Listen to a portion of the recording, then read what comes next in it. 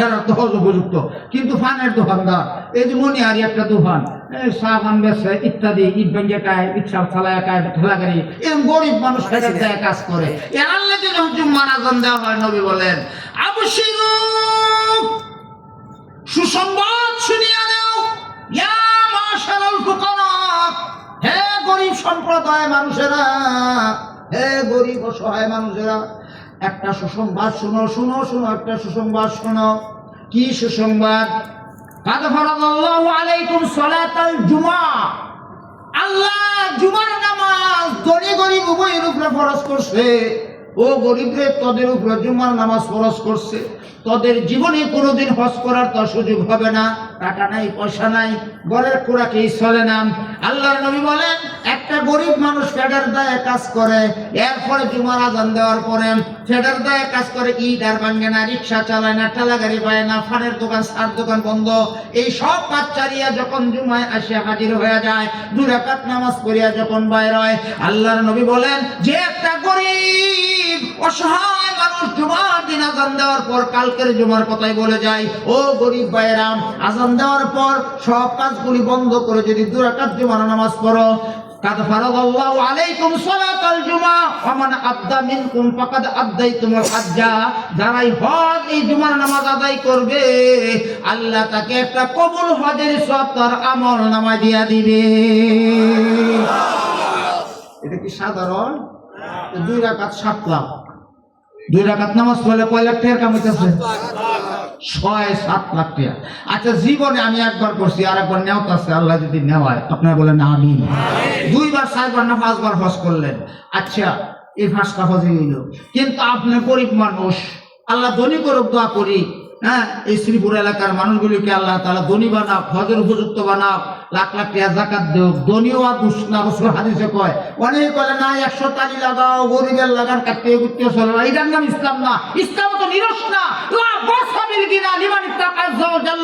কোটিপতি হওয়া, ধনী হওয়া দোষের কিছু না, 7 তলা বিল্ডিং এ দোষের কিছু না, তবে লিমানিত্তাকা আযজা ওয়া জাল্লা, যে আল্লাহর তাকওয়া যার মধ্যে আছে, ধনের যাকাত দেয়, গরিবের দান করে, ধনের সাথে ভালো ব্যবহার করে, কোনো দোষ নাই। কিন্তু কিছু আছে যে ধন পায়া, হায় হায়, এমন বকিল, এমন বকিল, সফরে গেছে 2 বকিল, গিয়া হারিয়া একটা 2টা সিরা নিছে, ঘুরতেছে ঘুরতেছে ঘুরতেছে, কয়দিন পরে, কয়েক মাস পরে দেখা, কেউ বন্ধু কিবা চলতেছ ভালাই, তো সিরা আনছিল, বলে কি হয়েছে তোমার সিরা, কি হয়েছে? বলে কি করতাম, যে সিরা বিজা একাইতে গাইতে ফিহাল্লা নিয়েছে।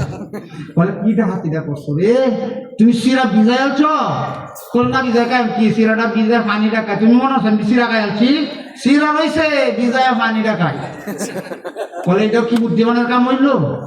কি দেখাই যে সিরা আমার ভাই ভাই গেছে, আমি পানির উপরে সিরা দৌড়ি যেন শ্যামাটা পরে আনতে একটু পানি খাইলে, আমার সিরা নষ্ট করা করছি না। এইটা কি নম্বর কি? হেটা সিরা ভিজায় গাইছে পানি, সিরার আচ্ছা একটু নষ্ট হয়েছে, হেটা বলে তুই এই কামটা ভালো করছিস না। আমারও সিরা ভাই ভাই রয়েছে, আমার 16 সফর একদিন, আমি সিরা দৌড়ি যেন শ্যামা পরে আনতে পানি খাই, তুই সিরাটা ভিজাইছিস, কয়দিন করতে বন্ধ করবো? এইরকম বকিল আছে। বকিল হইলে আল্লাহ কয় এটা জান্নাত থেকে দূরে থাকবো, এরা মাইশা বলা হইতো না।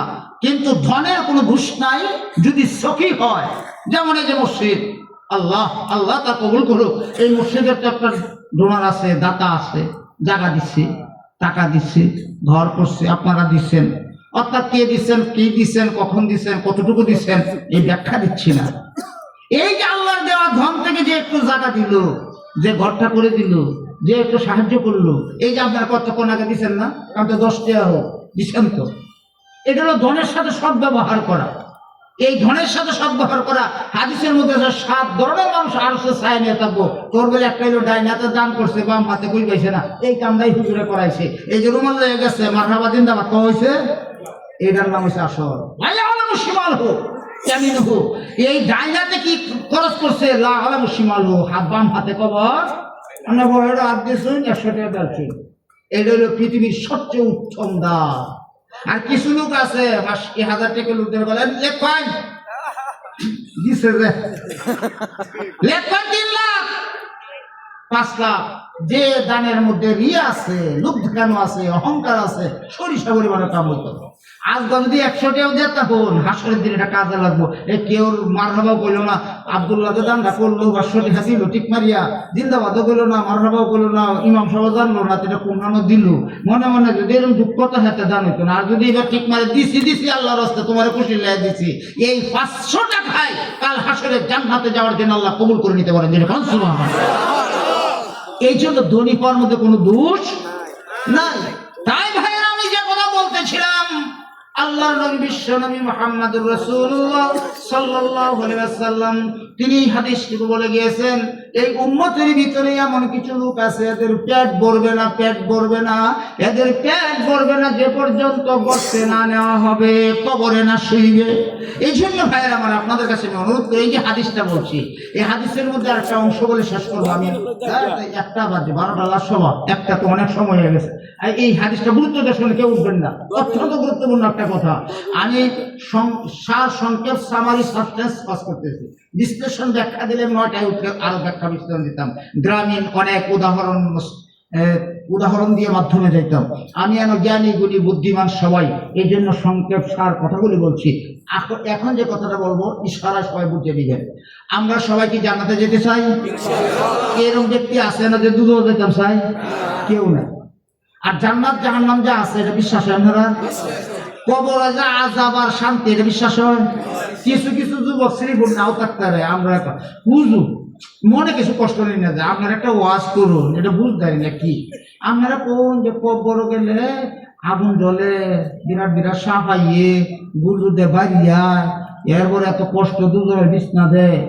বুঝুন আমার দাদার কবর ডক করে আমরা ঘরের পাশে দিছি, এরপরে উপরে বাইঙ্গা উঞ্জা সাপ করে তলা উস্তুরি দেওয়া হয়। কিন্তু বুঝি না তো, আগুনও নাই, বিছনাও নাই, হাঁফও নাই, কিছু ভালো মন্দ তো বুঝি না। হুজুর এটা কি যে কই তো বুঝতেছি না। হুজুর সন্দেহ, আযাবুল কবরে হক্কুন, কবরের আযাব সত্য, এর মধ্যে কোনো সন্দেহ আছে? আর কবর রাউযাতুম মিন রিয়াদিল জান্নাহ ওয়া হুফরাতুম মিন হুফারিন নার, কবর হয়তো জান্নাতের বাগান হবে, নয় জাহান্নামের গর্ত হবে। আলমের বড় চোখের ব্যাপার, তোর সামরার চোখে দেখা যাইতো না, সামরা গান্ধে ফুটাতে না, বিশ্বাস করার নাম ঈমান। যেরকম সুবহানাল্লাহ। এখন একটা আরেকটা হইল, হুজুর আসল দিন বিচার হয় না? নাই জান্নাত তো হুর গেলে মন দেয় না, নাই দেয় তো কিনা জিতি নগদে বাহির আসায়, এরকম ঠাট্টা মজা করে না? তাহলে জান্নাত জাহান্নাম যে আছে কোনো সন্দেহ আছে? সন্দেহ নাই, কোরআনের বহু আয়াতের মধ্যে আছে। এমনকি এই কথাও আছে, জান্নাতীরা জাহান্নামীরা ডাক দিয়ে কইব, মা সালাকাকুম ফিস সাকার, এ জাহান্নামীরা তোরাও দুনিয়াতে আসলে আমরাও দুনিয়াতে আসলাম, তা আমরা জান্নাতে, তোরা জাহান্নামে আমরা বেরে কি কারণে আইলে, কি শান্তি তোর জাহান্নামে কষ্ট? এবার জাহান্নামীরা তারার মুখে উত্তর দিল, আলু লাম নাকু মিনাল মুসাল্লিন। ও মুসলমান ভাইরা, নামাজের ওয়াজ করলে কয়টা তো কমন ওয়াজ দেখেই জানে, হুজুর খালি এটাই করে। জাহান্নামের ভিতরে পড়িয়া বেহেশতীরা যখন জিজ্ঞাসা করবে তোরা জাহান্নামে কেন আইলে, 4টা কারণ বলবে। 1 নম্বর, প্রথম কারণ বলবে লাম নাকু মিনাল মুসাল্লিন, জাহান্নামে আউনের প্রধান কারণ হচ্ছে আমরা নামাজ পড়তাম না, নামাজের অন্তর্ভুক্ত ছিলাম না। 2 নম্বর কি লাম নাকু মুতআমিল মিসকিন, আর মিসকিন রাখা হয় তার নাকি ধনী হইয়া।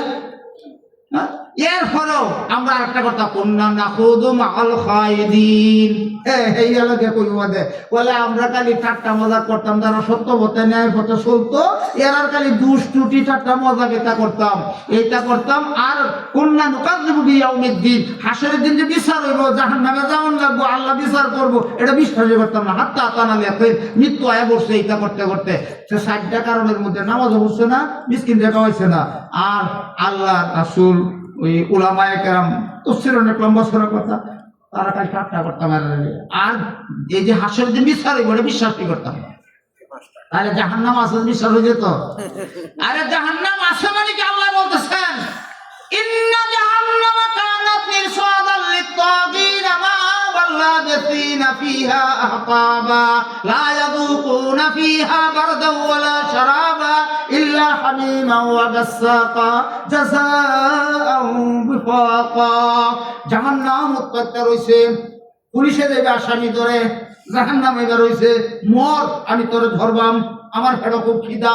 জাহান্নামের একটা খাওন আছে, এরা 3000 বার জ্বালাইছে, আল্লাহ জ্বালায়া জ্বালায়া কালা বানাইছে, এটা বজ্জা উঠতেছে, উতলায় উঠতেছে, তর্জন গর্জন করতেছে। এর খাওন হইল দুইটা, ওয়াকুদুহান নাস ওয়াল হিজারা, মানুষ আর পাথর দেয়া আল্লাহ দুজকটা ভরবো। এই দুজক কিন্তু উৎপত্তি বয়ে রয়েছে, মানুষ মরবে তাকে ধরবে, সেই জায়গার মধ্যে বড় খাওয়ার নাই, পানি নাই, কোনো কিছুই নাই, এটা উৎপত্তি রয়েছে। আর জান্নাত সে আগ্রহের সাথে অপেক্ষায় আছে, এ আল্লাহর বান্দা আমি তোর জন্য অপেক্ষায় আছি, আমার ভিতরে হুর গেলাম আর নাচ নামত দুধের নহর, মধুর নহর, শরাবের নহর, কত ধরনের আঙ্গুর বেদানা নাশপাতি, স্বর্ণের উপর দালান কোটা, এত সুন্দর করে আমার সাজাইছে। ও বান্দা তোর জন্য সাজাইছে। আব্দুল্লাহ, আব্দুল করিম, আব্দুর রহিম, তুই মরবে, ইন্তেকাল করবে, এরপর আমার ভিতরে ঢুকবে, আমি তোর অপেক্ষায় অপেক্ষিত হয়ে আছি। যেরকম সুবহানাল্লাহ। তাহলে জান্নাত আছে উৎপত্তি, জাহান্নাম আছে উৎপত্তি ধরতু, আর জান্নাত আছে আগ্রহের সাথে আমাকে ভিতরে দিছে। এখন জাহান্নাম থেকে কেলা বাঁচতে পারবো, আর জান্নাতে কেলা ঢুকতে পারবো, আমি আমার কথা শেষ হয়ে যাইব। সেটা কি? আল্লাহর নবী, বিশ্ব নবী মুহাম্মদ রাসূলুল্লাহ সাল্লাল্লাহু আলাইহি সাল্লাম তিনি বলেন, ইন্নাল জান্নাতা তাশতাকু ইলা খামসাতি নাফারিন। আল্লাহর নবী বলেন 5 গুণের বিশিষ্ট মানুষগুলি 5 জাতের মানুষের জন্য বেহেশত আগ্রহের সাথে অপেক্ষা করতেছে। ও তুই মর, আমার ভিতরে আয়, আমি তোর জন্য অপেক্ষা করতেছি। 1 নম্বর তালিউল কোরআন, 1 নম্বর কোরআন তেলাওয়াতকারী। ও মুসলমান ভাইরা, ওয়াজ শুনছেন অনেকক্ষণ, সবাই তো ওয়াজ শুনছেন, বিবেককে প্রশ্ন করেন। আপনি মুসলমান, বাপ মুসলমান, স্ত্রী মুসলমান, মেয়ে মুসলমান, বোন মুসলমান, আপনার ঘরে প্রতিদিন কোরআন তেলাওয়াত হয় কিনা বিবেককে জিজ্ঞাসা করেন। 32 ইঞ্চি সিডিটা চলে, 32 ইঞ্চি টেলিভিশন বা ডিসপ্লে চলে, হাই আমার ঘরের ভিতরে গান বাজনা চলে, রিমোট টিপে টিপে 60টা চ্যানেল ঘুরাইয়া আমি বিশ্ব নায়ক নায়িকার ছবি দেখি, গান বাজনা শুনি, আমার ঘরের মধ্যে নিয়মিত গান বাজনা চলে। সুন্দর কাঠের বক্সের ভিতরে টেলিভিশনটা ঢুকাইছি, একটা চাকরানি দিয়ে সেটা ময়লা সাফ করি, অথচ আমার ঘরের ভিতরে কোরআন একটা কাপড়ের ভিতরে কোরআন শরীফ পেঁচাইয়া তাকে রূপে রেখে দিছি। বছর মাসের পর মাস চলে যায়, আমার ঘরের কোরআন হাতে উঠে না। এমন অনেক মুসলমান আছে, জিজ্ঞাসা করেন এই হাতে কোরআন ধরছে না, এরকম যুবক পাওয়া যায়? ও যুবক, আমাদের টেলা শিক্ষার মেয়ে তো সিটে ভরিয়া দাও, 40 বছরের যুবক কোরআন শরীফে করেছে না, কোরআন শরীফ পড়া জানে না। 20 বছরের যুবক কোরআন পড়া জানে না, বউ কোরআন পড়তে না, মেয়ে কোরআন পড়ে না। হ্যাঁ, জেনারেল লাইনে তুমি যা খুশি ডাক্তার, কবিরাজ, ইঞ্জিনিয়ার, প্রফেসর, লেকচারার যাই বানাও বানাও, কিন্তু তোমার উপরে কি দায়িত্ব ছিল? তোমার বড় কোরআন নাই। নিয়মটা কি?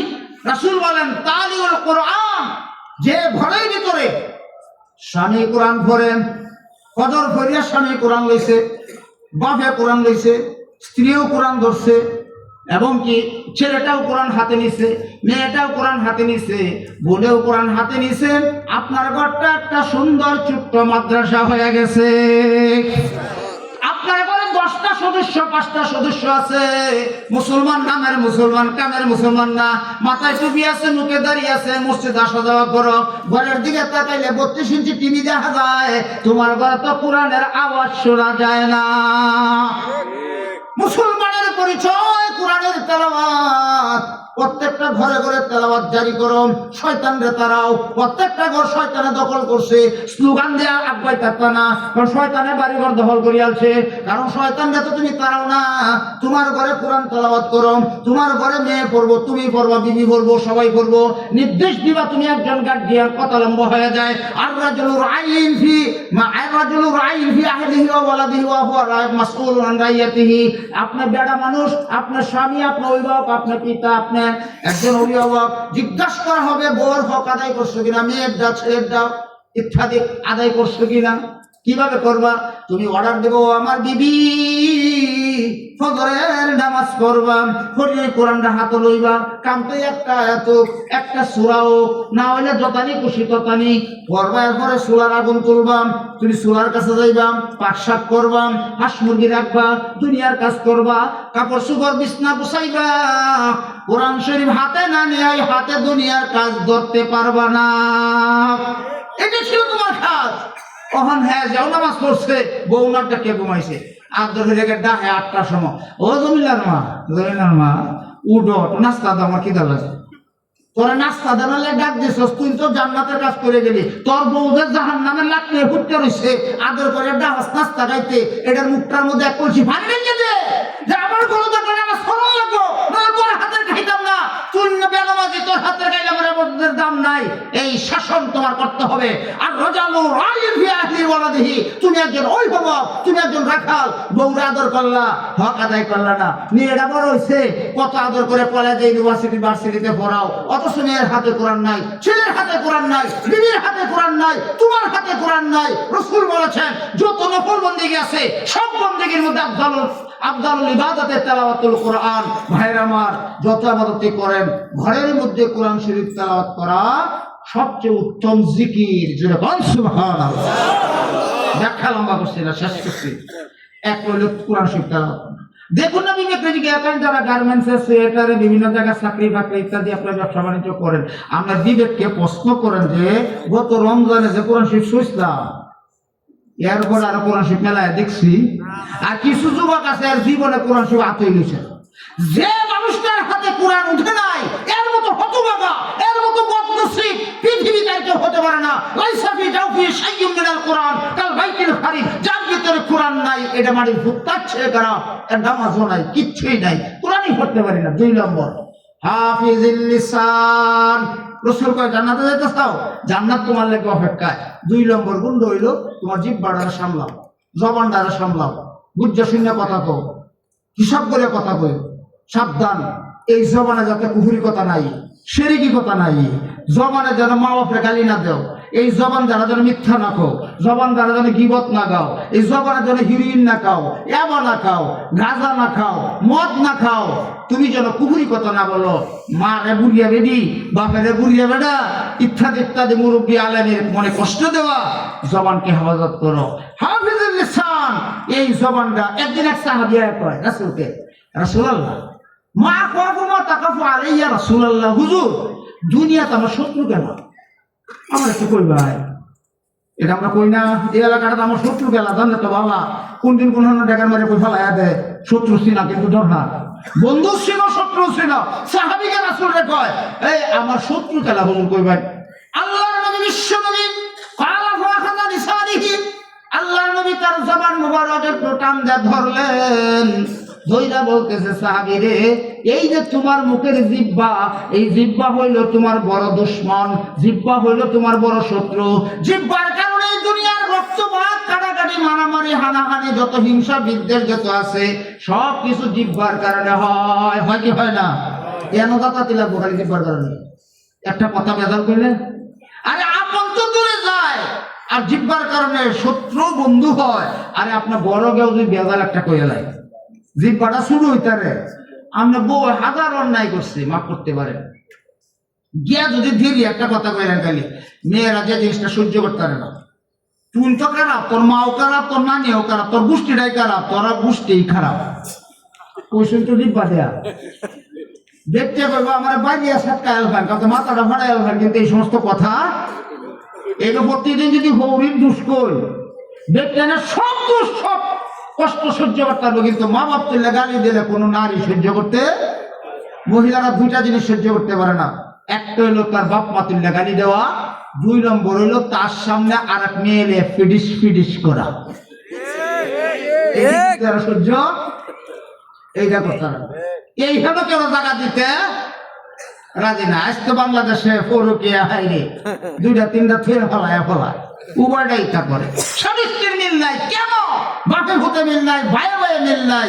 এই জন্য বলতে চাই ভাইয়েরা আমার, আমার মা বোনেরা আমার, শুনেন, এই জিহ্বাকু করা ওসুল কয়টা যত শত্রু, এইটা বড় শত্রু। 2 মানুষ সাকাইতেছে, 2 জন বয়ে সাকাইতেছে, আলাপ সালাপ করতেছে, যুক্তি বার্তা, পরে আরেকদিন হঠাৎ করে বলে তুই কি মানুষের ছাতাটা ইলেকশন করতে চাস? তোরে কেন ভোট দিব? তোর কুত্তাও তো ভোট দিত না।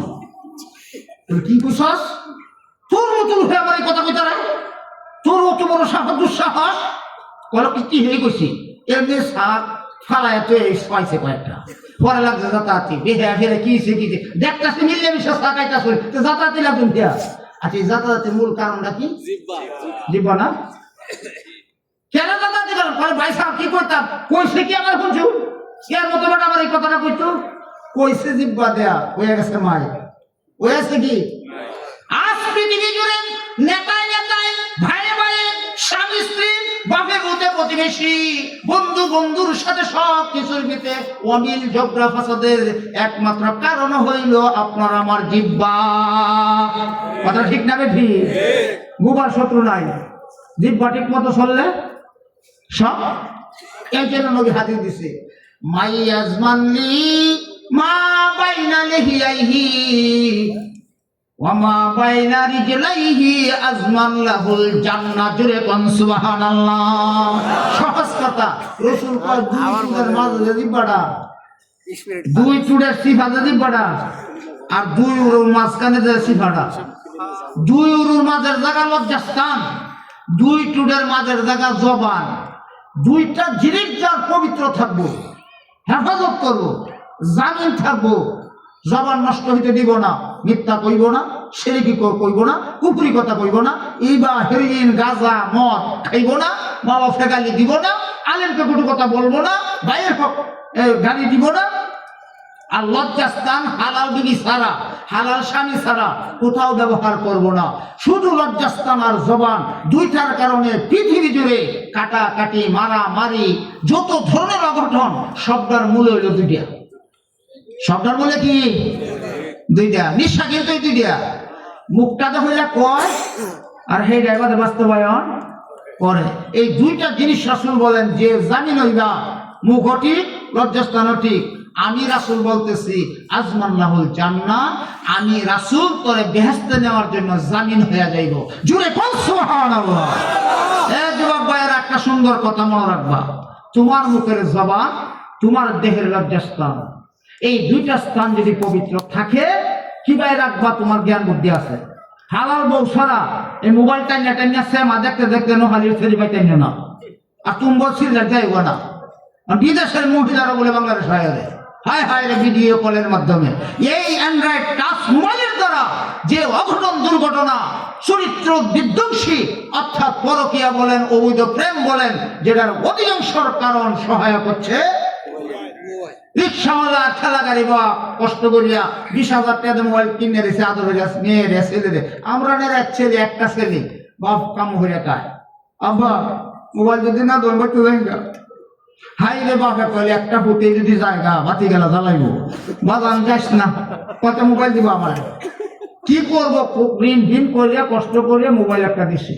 মোবাইল দিচ্ছে না 3 মাসও গেছে না, আর এক মেয়ে তার বাদ গেছেন ফিরাইছে। কিন্তু ভাই বাস্তব যেটা, এই অস্ত্রটা যদি না হইতো, ভিডিও কলে হইল নইলে, হের মুখ দেখলো নইলে, আল্লাহ করলো নইলে, ওর বাপের ঘরে ফুটিয়া মার পাশের বিছনায় লেখের তলে তাকিয়া এই 10 মাইল ধরে মেয়ে প্রেম করে।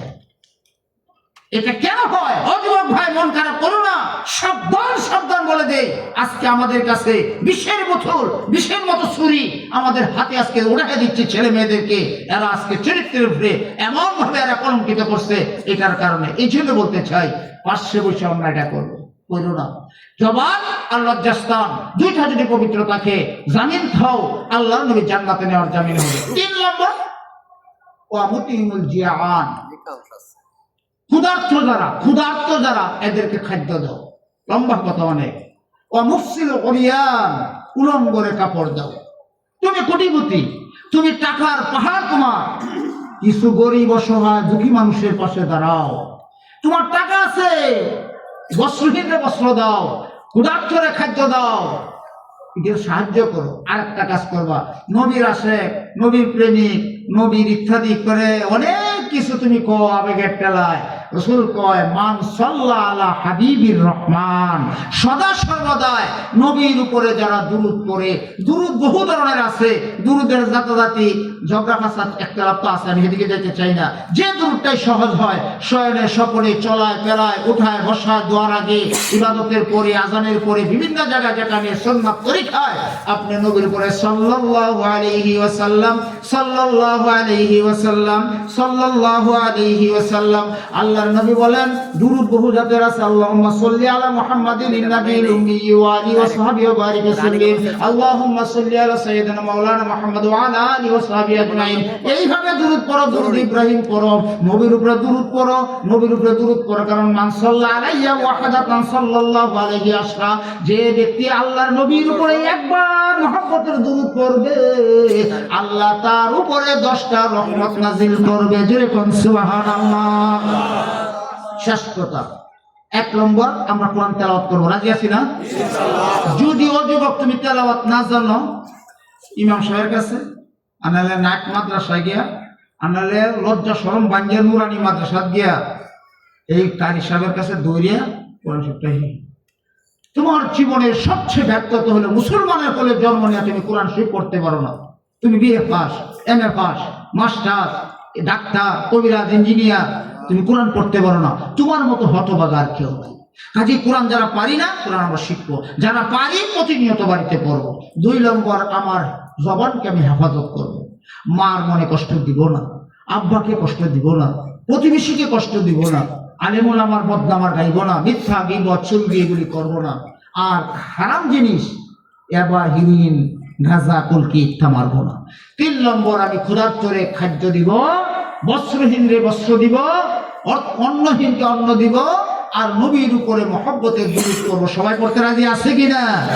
আমার কথা আপনার কষ্ট হয়েছে? আমি কিন্তু অনেকটা একটা পারি, এত লম্বা সময় আপনার দীর্ঘ সময় বসবেন। আমি জানি শহরের মানুষ 11টা সাড়ে 11টার পরে থাকে না, এই ভয়ে কিন্তু ইমাম সাহেব অত্যন্ত আমার মহব্বতের মানুষ, আপনার অত্যন্ত ভালো, যে সামনে প্রশংসা করা ভালো না। মসজিদের একজন খতিব যদি সুন্দর হয়, মুসল্লিরা সুন্দর হয়, মুসল্লিরাকে শিখতে পারে। ওযু গোসল, পাক না পাক, জায়েজ না জায়েজ, হালাল হারাম